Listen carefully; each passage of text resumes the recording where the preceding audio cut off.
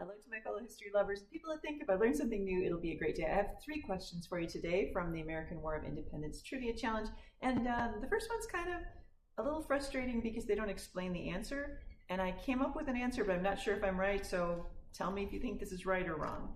Number one, this is the one that was kind of, I love this book, and yes, explains the answers, but this one he didn't really explain much. But this was the question: how many American generals had their respective careers ruined by the given general, quote, leading the retreat, end quote, in a panicked fashion? Is it A2, B3, or C4?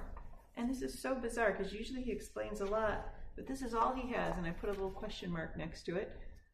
He just says, two generals led retreats that cost them their respective military careers. He doesn't say who they were or why. So I think this is where he's going, but tell me if you think differently. I'm thinking maybe it's Horatio Gates, and that's the Battle of Camden, of course, ruins his career. Camden is a disaster, but the thing that I'm not sure about is, so he retreats, right? Like rides through the night, gets away from it, but he's often accused of leaving most of his men behind, so maybe that's not technically leading a retreat.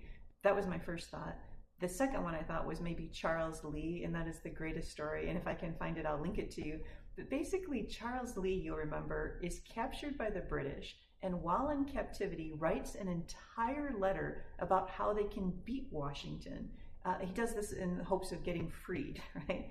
But Washington, of course, has no idea that he's dealing with essentially another Benedict Arnold, and he trades for Charles Lee and puts him back in command, having no idea he's putting a guy back in command who wrote out an entire, basically, laundry list of how the British can beat him, Washington.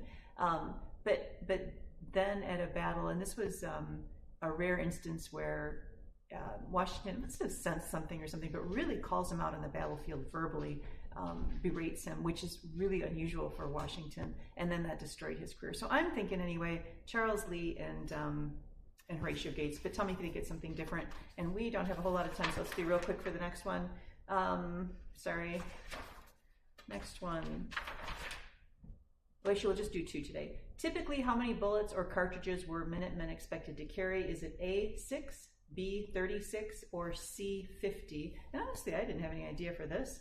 And the answer is B. Generally, Minutemen were expected to carry at least 36 cartridges, given that the typical rate of fire was 3 times per minute. This would be enough ammunition to last through a small battle, but not a protracted engagement. Thanks for letting me share. Let me know if you have a better idea about those two generals.